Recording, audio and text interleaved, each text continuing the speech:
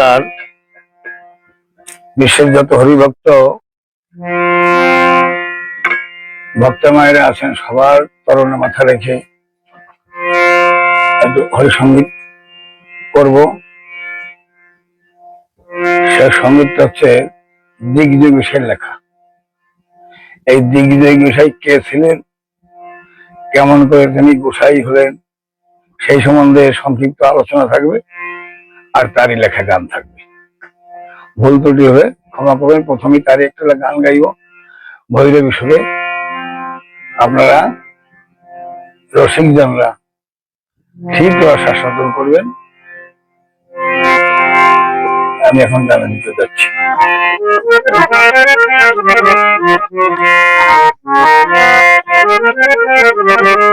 প্রথম গান। তোরা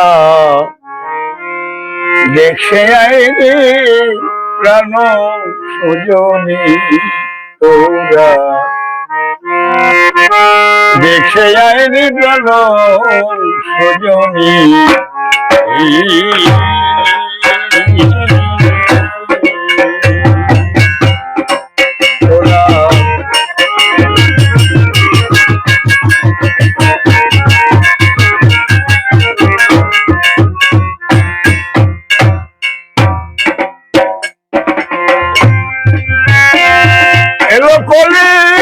শেষে বঙ্গ দেশে এলো, কলের শেষে বঙ্গ দেশে হরিচাঁদ নমনে,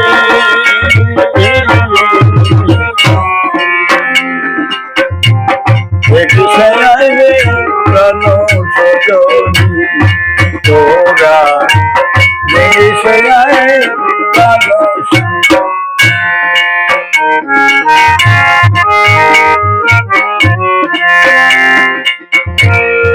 এমন রূপ দেখিস নাই তোরা,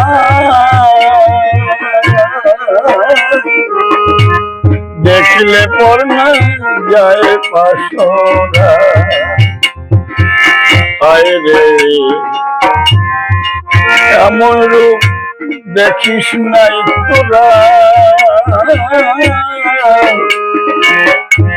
দেখিলে পর না যায় পাশরা। ওই দেখ প্রেমের সাথে তরু পরা, প্রেম রসেতে তরু পরা, চাবি দিলে বদল খানি, বদল খানি,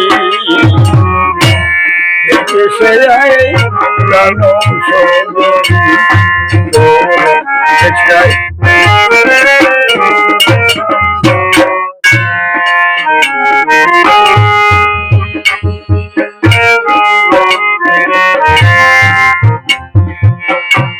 মুখে মধু মৃদু হাসি,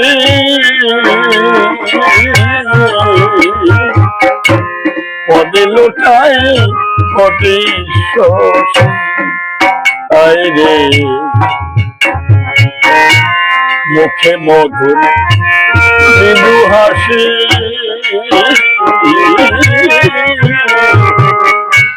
পদে লোটায় কটি শশী,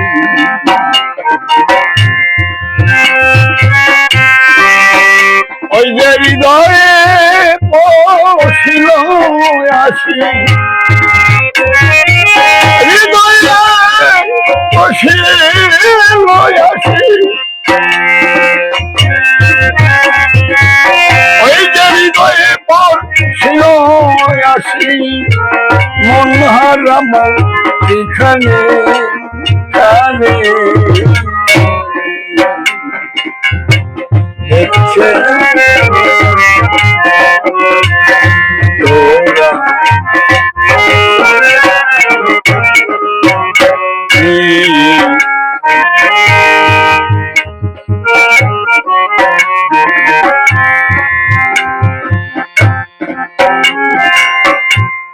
এই মানুষ কম দেশে ছিল,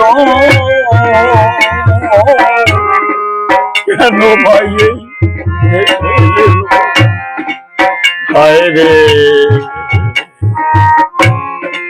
সেই মানুষ কোন দেশে ছিল,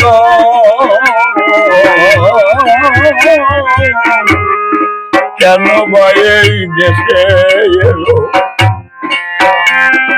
কত পুরো গেল, কত পুরো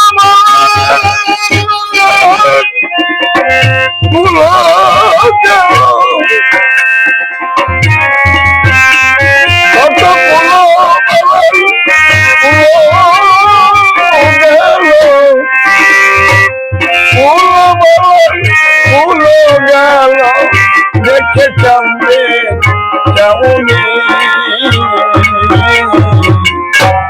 দেখে সে আয়ে জানো সুজনী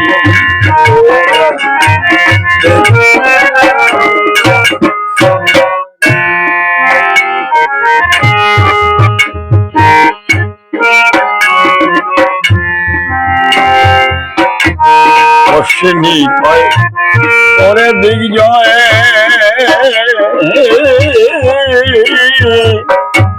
ব্রহ্মা বিষ্ণু যারে না পায়, হায় রে অশ্বিনী কয় ওরে দিগ্জয়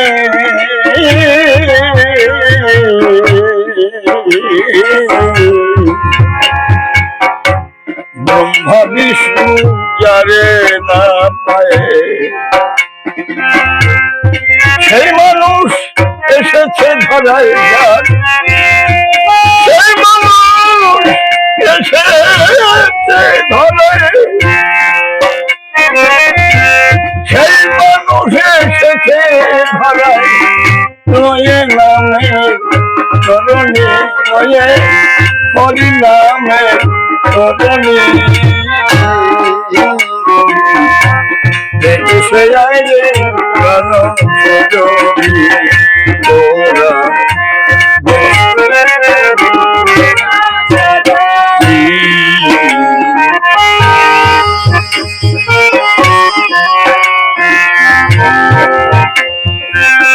এলো কলির শেষে বঙ্গ দেশে, এলো কলির শেষে বঙ্গ দেশে হরি চাঁদ রমণী দেখে সে আয় প্রাণ সজনী তোরা সজনী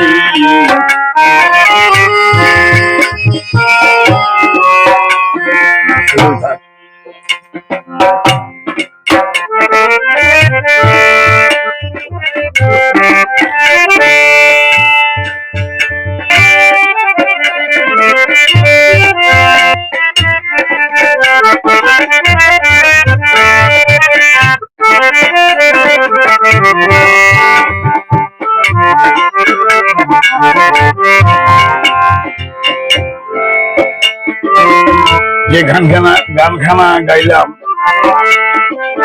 আমাদের সেই শ্রী শ্রী ঠাকুর দিগ্জয় গোসাই তারই লেখা গান, সংক্ষিপ্ত তারই কিছু আলোচনা। আলোচনাটা পাহাড়ি রাগের উপরে। গোপালগঞ্জ অধীন রঘুনাথপুর গ্রামে চাউলের কিনা বেচা করত দিগ্জয় নামে,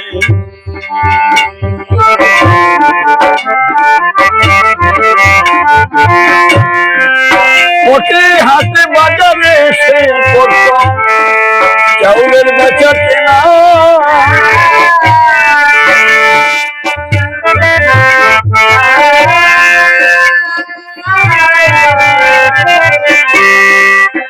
ওই শীতলমারের হাটে যাবে বলে নৌকা নিয়েছিল একখানা,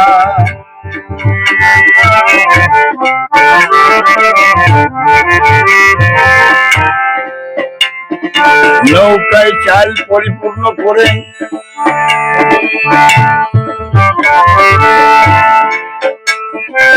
কয়েকজন ভাবে সংগ্রহ করে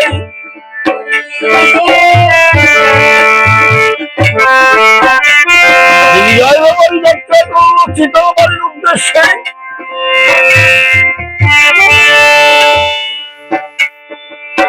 যাত্রা করলো চিতলমারি যাবে বলে, যেতে যেতে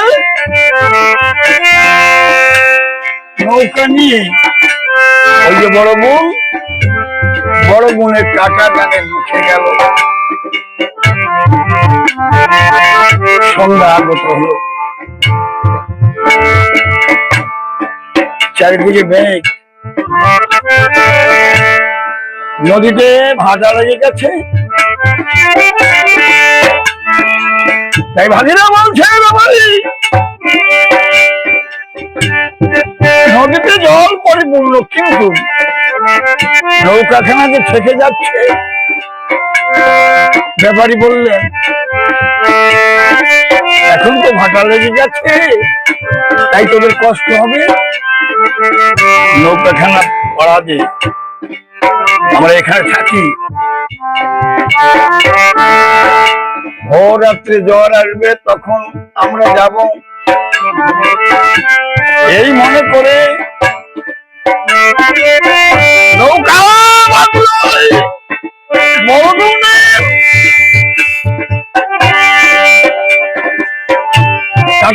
মুখে যার কিছু খাবার খেয়ে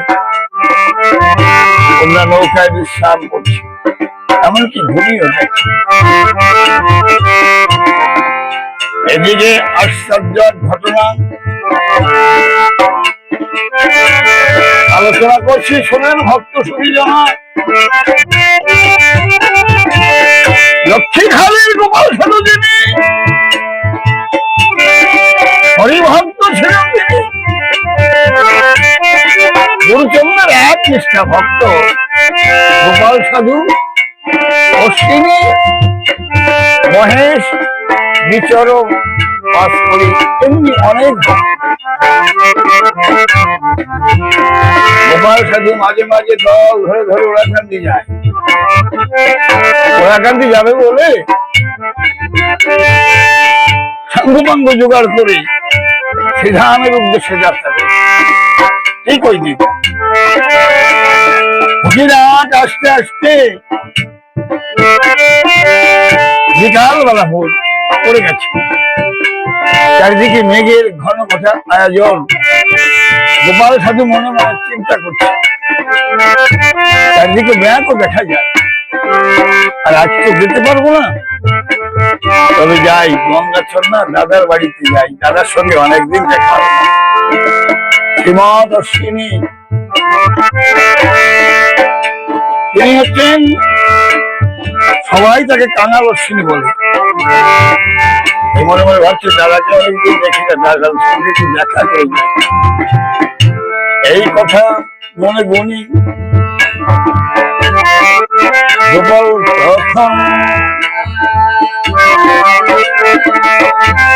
গঙ্গা চরণের দিকে সবাইকে নিয়ে করিল ভ্রমণ।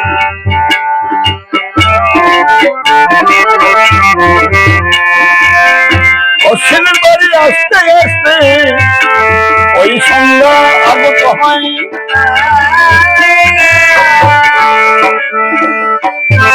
চারিদিকে মেঘের ঘন ঘটা সবাই দেখিবার পায়।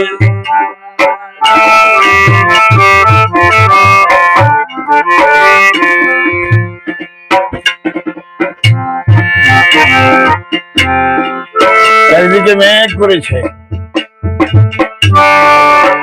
আর ভক্তরা তো অশ্বিনের বাড়ি প্রবেশ করেছে।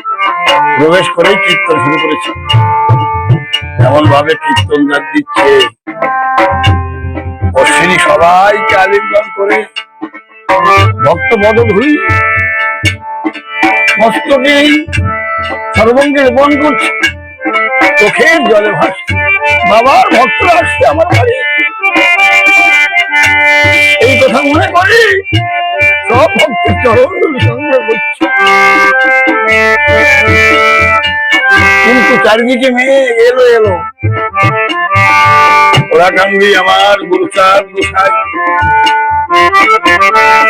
অন্তর্যামী তিনি বুঝতে পেরেছেন যে আমার অশ্বিনীর বাড়ি একটা ঘর নাই। ভক্তরা তার বাড়ি প্রবেশ করে কীর্তন করছে, বৃষ্টির সময় তারা যাবে কোথায়? তখন গুরুচাঁদ অন্তর্যামী তিনি উনি বললেন, তোরা কে কোথায় আছিস? আমাকে একটা ছাতা দে।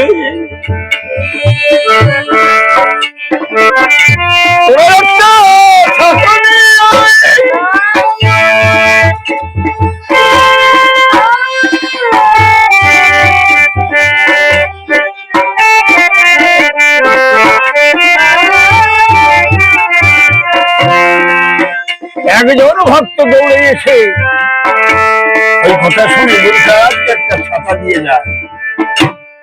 আমার অন্তর্যামী গুরুচাঁদ গদি ঘরে বসে ছাতা মাথায় রয়। এদিকে চারিদিকে ঝড় বৃষ্টি প্রচুর পরিমাণে হচ্ছে, কিন্তু গঙ্গাচরণায় বৃষ্টি হচ্ছে না, পুষ্প বৃষ্টি হয়, তাতে গাও ভিজে না। এমন অবস্থা, ভক্তরা কীর্তন করতে করতে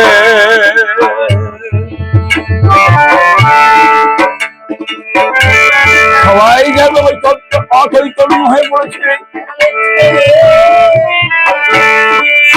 হরিনাম গাইতে গাইতে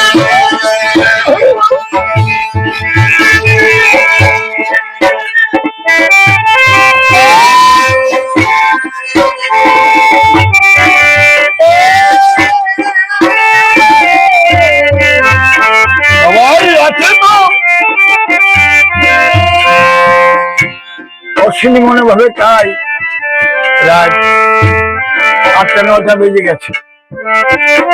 সব ভক্তরা কীর্তন দিয়ে বাবার নামে বেহুশ হয়ে রয়েছে।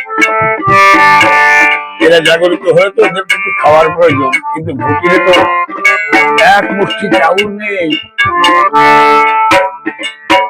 কুঠিরে এক মুষ্টি চাউল নাই। কি করি? ভক্ত সভা দিতে হলে তো ভিক্ষা করতে যেতে হয়।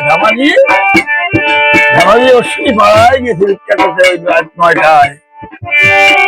যে বাড়ি যায় ডাক দিয়ে কয়, মা গো, বাবার ভক্ত আমার বাড়ি আসছে, কুঠিরে এক মুষ্টি চাউল নাই, আমার এক মুষ্টি চাউল দে মা।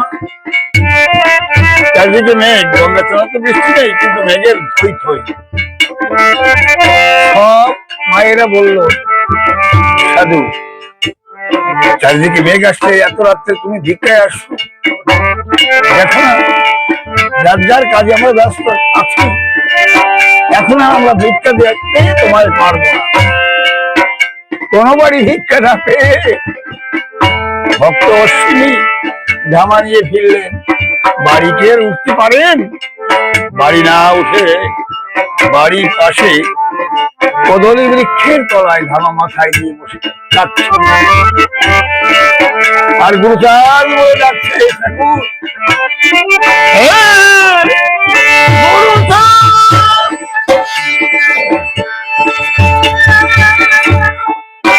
আমি তোমার কাছে চেয়েছিলাম বাবা, কেউ যেন আমাকে ভিক্ষাও না দেয়। আমি চেয়েছিলাম কেউ যেন ভিক্ষা না যায়, আমি তো চাইনি যে তোমার ভক্তরা অভুক্ত থাকবে। আর যদি তোমার ভক্তরা অভুক্ত থাকে, তোমার হরিনামের কলঙ্ক হবে বাবা।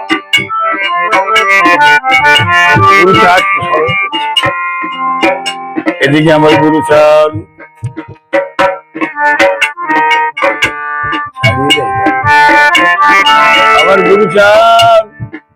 চক্ষু মুদ্রিত হয়ে হরিচাঁদকে স্মরণ করছে। কোথায় বাবা হরিচাঁদ?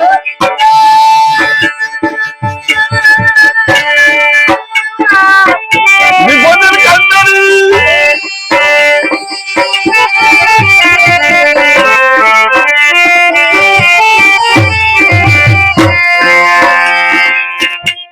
আমার অশ্বিনের বাড়ি আজ হরিভক্তরা অভুক্ত থাকবে। তুমি দয়াল ধরে তুমি আমার অশ্বিনী। বাড়িতে হরিভক্তরা অভুক্ত থাকবে, তুমি বিপদ থেকে রক্ষা করো। যখন সেই শ্রী হরিকে স্মরণ করেছে, আমার ভক্তাদির ভগবান শ্রী হরি কি করেছে, ব্যাঘ্র পৃষ্ঠে উনি যাত্রা করছে গঙ্গাচল নদীতে। ওই বড় বোন কাঁঠাগানের মুখে দিনজয় ব্যাপারী চাউল ঘুমিয়ে রয়েছে। ওই কাঁঠাগানের মুখে এসে ওই অপূর্ব জ্যোতি ডাক দিয়ে বলছে, দিগ্জয়, দিগ্জয় রে, ও দিগ্জয়, তুই তো আমার কথা নিবি, তুই তো চিতল বাড়ি যাবি, তোর নৌকো ভাড়া চাউল আছে, গঙ্গাচল অশ্বিনীর বাড়ি, কত হরিভক্তরা আজ অভুক্ত রয়েছে, তুই এখান থেকে কিছু চাউল সেই বাড়ি দিয়ে আয়। তোর দেওয়া চাউলে যদি ভক্ত সেবা হয়,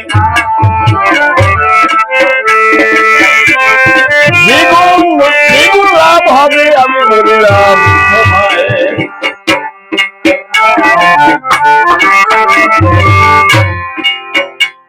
দিগ্বিজয় দিগ্বিজয় বলে ডাক দিয়েছে।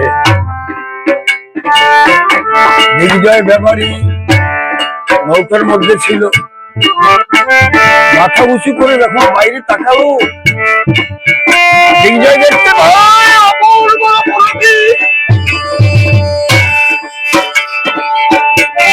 অতি সূর্য জ্যোতি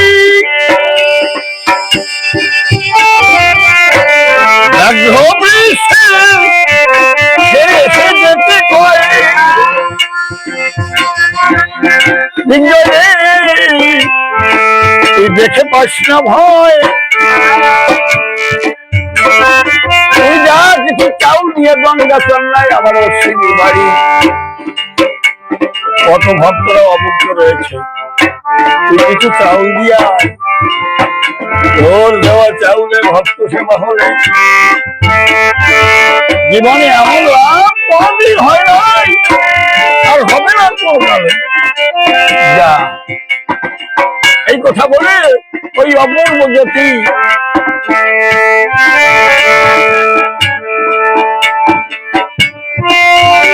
উনি বিলীন হয়ে গেলেন।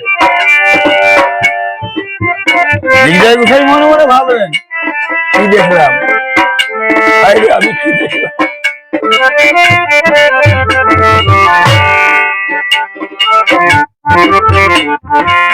তখন ভাগীদের দিল ডাক, সব কথা শুনিয়া ভাগীরা হয়ে গেল অবাক। এই দুইজনকে নিয়ে কতগুলো চাউল নিয়ে যাত্রা করলো ওই রাত্র লোকে গঙ্গাচল নাই, পুষ্প বৃষ্টি হচ্ছে, অন্ধকার রাত্র, সে সময় পথে ঘাটে এমন আলোর ব্যবস্থা ছিল না। ওই বিদ্যুৎ চমকানোর মধ্যে মাঝে মাঝে বিদ্যুৎ চমকায়, তাতে যে আলো হয় ওই আলোর সাহায্য করতে হচ্ছে। যেতে যেতে গঙ্গাচন্দ্র গ্রামে ঢুকেছে, কিন্তু কোথাও জনমানবের সারা নেই। রাত্র 11:30-12 বাজে। অশ্বিনীর বাড়ির কাছে গিয়ে দেখতে পায় বিদ্যুৎ চমকায়, সেই বিদ্যুতের আলোতে দেখতে পায় একজন লোক বদল বৃক্ষের তলে ধামা মাথায় দাঁড়িয়ে রয়েছে। তখন দিগ্বিজয় বলে, ও মশাই, তুমি যে ধামা মাথায় দাঁড়িয়ে আসো,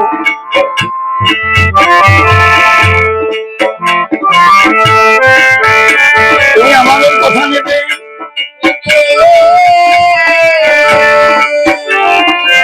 অশ্বিনীর বাড়িটা কোন দিকে আমরা চিনি না, আমাদের বলে দিলে আমরা সেই বাড়ি যাবো অশ্বিনী। ধামা উঁচু করে দেখে তিনজন,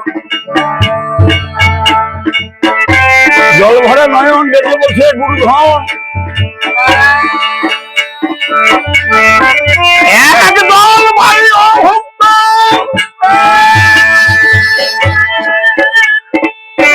আবার তুমি পাঠিয়েছো কাদের কাদের পাঠিয়েছো? তোমার একই লীলা, একই তোমার এত পরীক্ষা তুমি আমাকে দিয়ে করবে? আমি আর পারি না দয়াল, আমি আর পারছি না। এইভাবে কাঁদতেছে।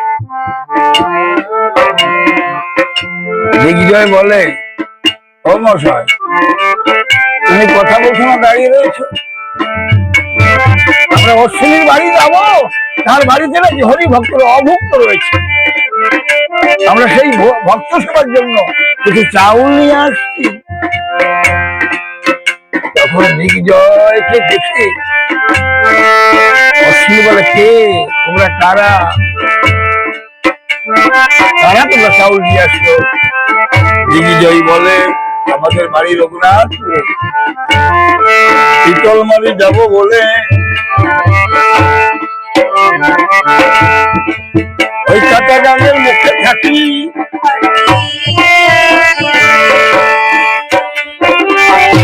রাত দুপুর কালে যেন ডেকে ডেকে বলে,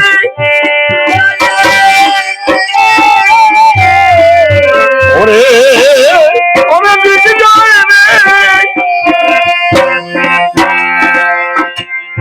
অদিগ্বিজয়, দিগ্বিজয় তুই তো শীতলমারি যাবি চাউল নিয়ে, কিন্তু গঙ্গাচন্দ্রায় অশ্বিনী বাড়িতে আজ হরিভক্তরা অভুক্ত রয়েছে, তার ঘরে এক মুঠো চাউল নাই। ভিক্ষা করতে গিয়েছিল, এটা তো জন্য ভিক্ষাও পায় নাই। আমার অশ্বিনী সে বৃক্ষ নয় বসে কাঁদছে, তুই কিছু চাউল নিয়ে যা। ওই ভক্ত সবাই চাউল দিলে তোর কমবে না, তোর যা লাভ হয়ে থাকে তার 3 গুণ লাভ হবে। তুই যা। আমি চেয়ে দেখি ব্যাঘ্র পৃষ্ঠে কোটি সূর্য জ্যোতি অপূর্ব এক মূরতি। আমাকে ডেকে বললো, ব্যাঘ্র পৃষ্ঠে কোটি সূর্য জ্যোতি অপূর্ব সেই মূরতি। এই কথা বলে বিলীন হয়ে চলে গেল। তখন আমি চিন্তা করলাম, জানি না আজকে আমাকে ডাকো, আমি বুঝতে পারি। তাই চাউল নিয়ে আসছি, অশ্বিনী বাড়ি যাবো। তুমি কে বলে দিতে পারো অশ্বিনী বাড়িটা কোথায়? তখন অশ্বিনী বলে, দিগ্বিজয় রে, এমন ভাব করে দিগ্বিজয় আজ কার দেখা ঠিক নেই, বুঝতে পারলি না? তুই যার দেখা আজ পেলি রে দিগ্বিজয়, আমি তো তাকে নাহি চিনি, কিন্তু সে যার কথা বলে দিয়েছে আমি সেই কাঙ্গাল অশ্বিনী। দিগ্বিজয়কে ধরে আলিঙ্গন করে চোখের জলে বক্ষরাত্রিত ওই রাস্তার পরে কান্নাকাটি করে। দিগ্বিজয়কে নিয়ে বাড়ির ভিতরে যায়। ওই রাত্রে মাল ভাত রান্না করে ভক্ত সেবা হয়।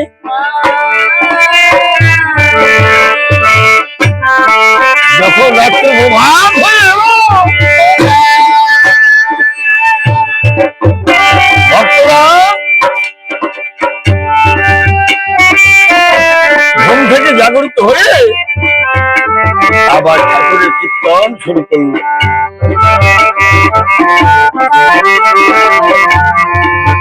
ঠাকুরের কীর্তন করছে আর গুরু সাথে ব্যাখ্যা করছে ভক্তরা। ওই কথা শুনে দিগ্বিজয় ব্যাপারীর মনে যেন এত ভালো লাগছে, এমন মানুষ আজ আছে দেশে। চোখের জলে ভাসছে ঠাকুরের কথা শুনে, গুরুচাঁদের ভাব বর্ণনা শুনে। ভোর হয়ে গেছে, দিদিকে বলছে গোসাই আমরা তো হাটে যাব, একটা কথা বলে যাবো। কি? ভক্তরা কীর্তনের মাঝে গুরুচাঁদ বলে যে ব্যাখ্যা করেছে, এই মানুষকে আছে জগৎ। তখন অশ্বিনী বলছে দিগ্বিজয় আছে, এমন মানুষ না থাকে তো হয় না রে, আছে এমন মানুষ একজন আছে।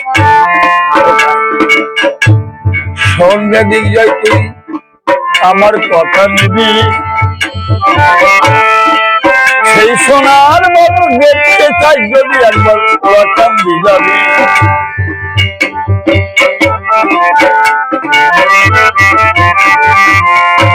এই কথা বলে দিগ্বিজয় আমি তো গোলাম করে যাত্রা করলো, নৌকায় এসে সবাইকে নিয়ে এসে শীতল মারি গেল।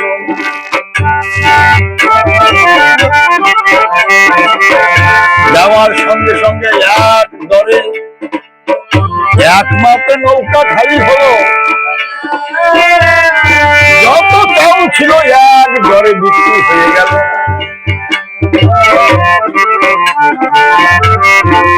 চাউল কিনা ছিল 3 টাকা দরে মন, বিক্রি হলো 8 টাকা দরে। দিগ্বিজয় মনে করে ওই অপূর্ব জ্যোতি মহাসূর্য যিনি, উনি তো আমাকে বলেছিলেন তোর যা লাভ হয়ে থাকে তার 3 গুণ লাভ হবে। এই তো কথা তো মিথ্যা নয়, কে বলে গেল এই কথা? তাই চাউল বিক্রি করে উনি ফিরে এলো বাড়িতে রঘুনাথপুরে। একদিন 2 দিন ওই ভাবনায় থাকে, মনে মনে ভাবে আমি ওরাকান্দি যাবো, ওরাকান্দি সেই মনের মানুষ আছে আমি একবার নয়নে দেখবো। বাড়ি হতে যাত্রা করে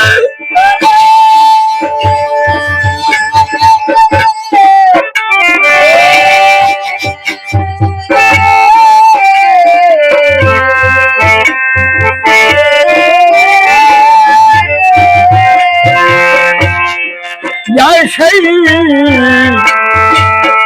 উড়িয়া নগরে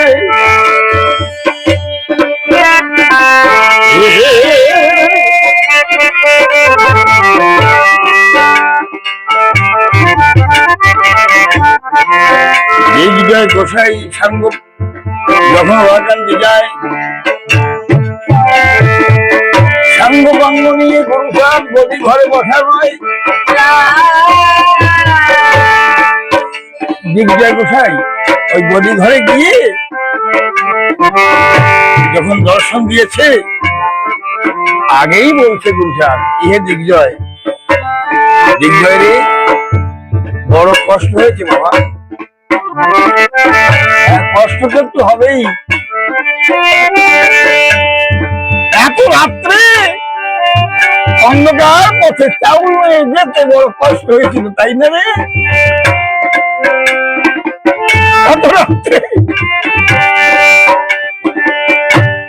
অন্ধকার পথে চাউল নিয়ে যেতে কষ্ট হয়েছে, এই মানুষ হরম দিবসে কিভাবে জানলো? দিগ্বিজয় গোসাই মনে মনে ভাবে। যখন এই কথা গুরুচাঁদ বলেছিল, দিগ্বিজয় ব্যাপারী গুরুচাঁদের পায়ের উপর ঠুস হয়ে পড়ে গেল।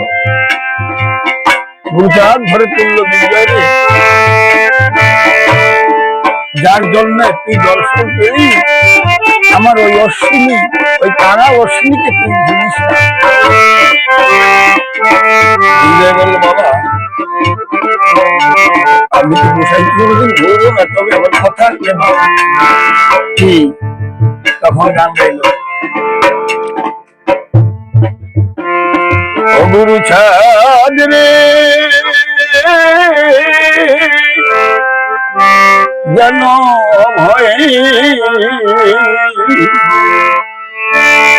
অভয় পদ ভুলি না জীবনে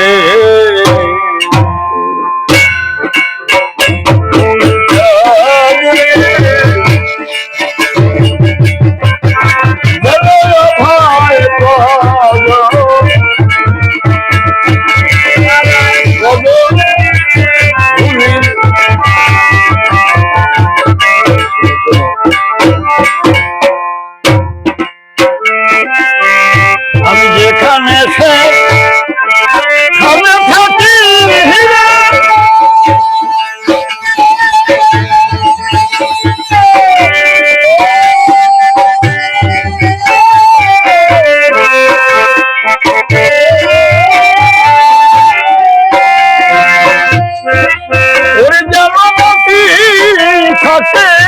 তোমার চরণে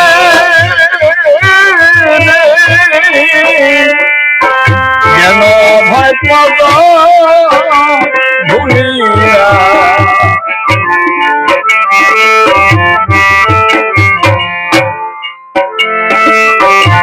সুখে কিংবা দুঃখে থাকি রে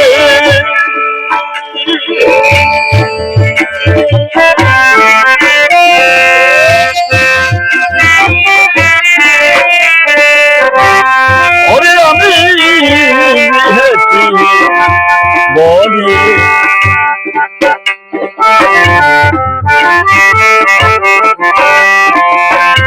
যেন ভুলি না তোমায়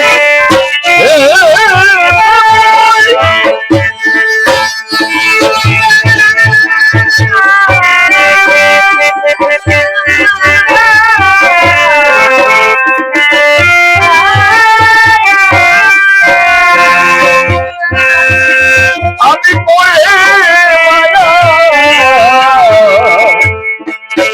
বন্ধনে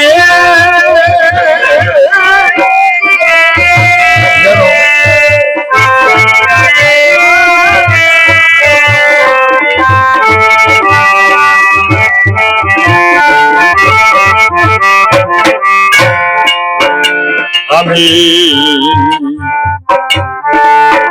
চাই না ধর্ম চাই না পূর্ণ রে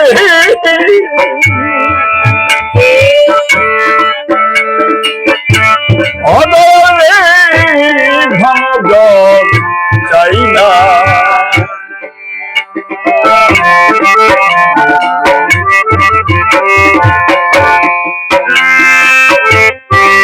তোমার বেবমা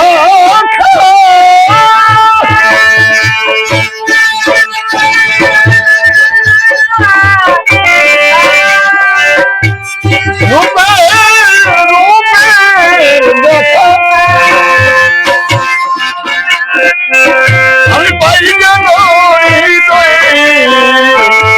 আসলে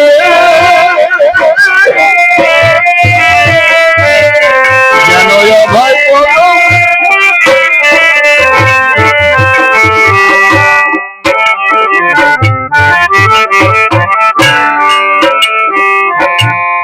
তোমার মতো বড় বিধি বান্ধব রে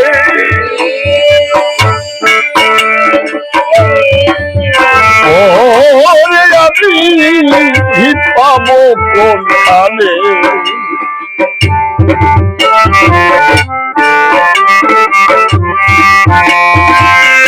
যদি দয়া করে দিলে দেখা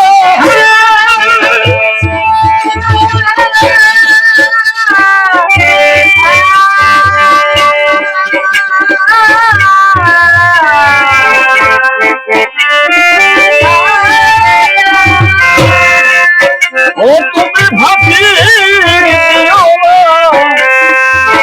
এই প্রতিদিনে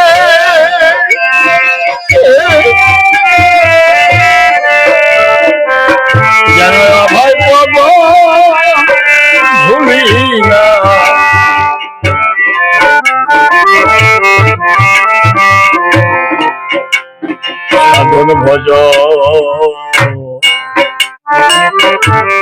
সাধন ভজন ভক্তি পূজন রে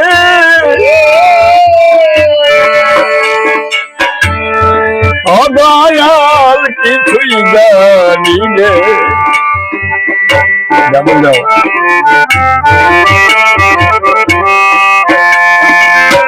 এদিন দিগ্বিজয় বলে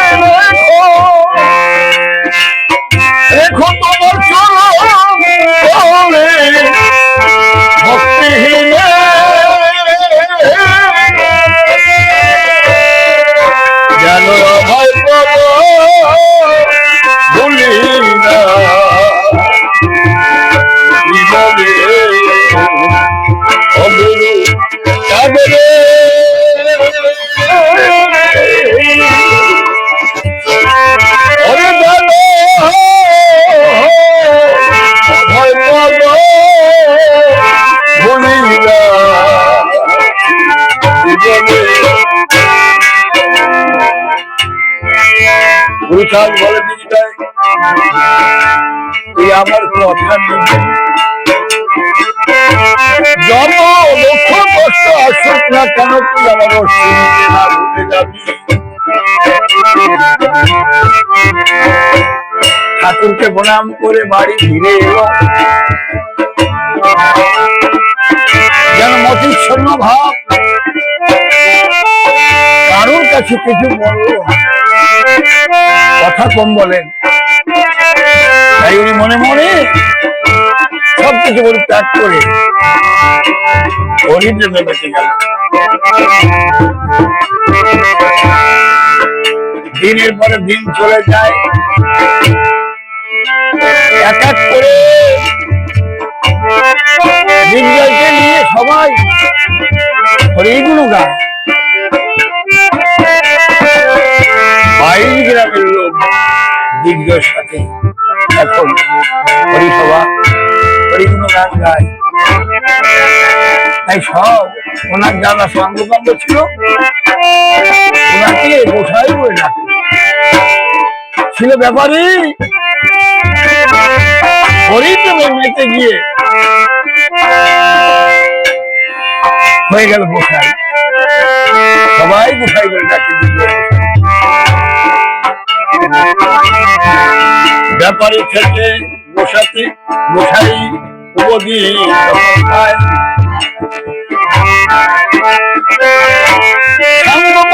নিয়ে হরিগুণ গায়।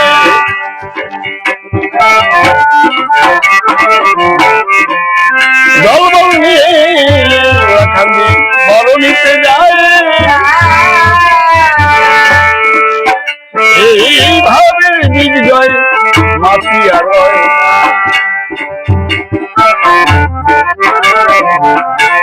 দলবল নিয়ে গঙ্গা চন্না গেল, অশ্বিনী পদে গিয়ে হুশ হয়ে পড়িল।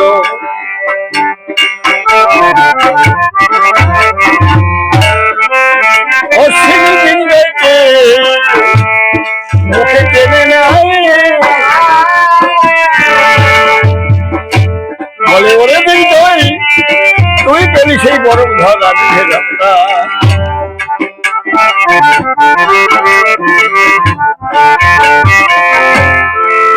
এইভাবে দিগ্বিজয় ব্যাপারী গোসাই হয়ে যায়। দলবল নিয়ে প্রতি বাড়িতে বাড়িতে হরিগুণ গায়। সংক্ষিপ্ত আলোচনা করলাম, শোনেন ভক্ত সুবিষয়ে বড় ব্যথা লাগে। তারই বংশে জন্ম আমার,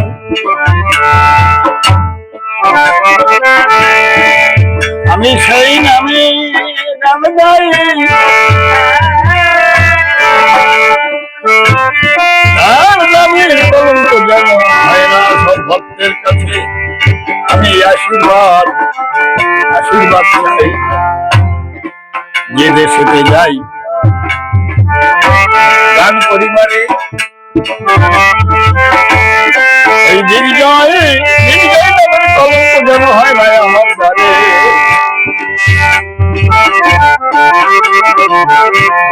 এই পর্যন্ত দিগ্বিজয়ের কথা সংক্ষিপ্ত আলোচনা করলাম। ভুল ত্রুটি হলে পরে সবার কাছে আমি মাথা নত করিলাম। জয় হরিবল, জয় হরিবল, জয় হরিবল, জয় দিগ্বিজয়, জয় দিগ্বিজয়।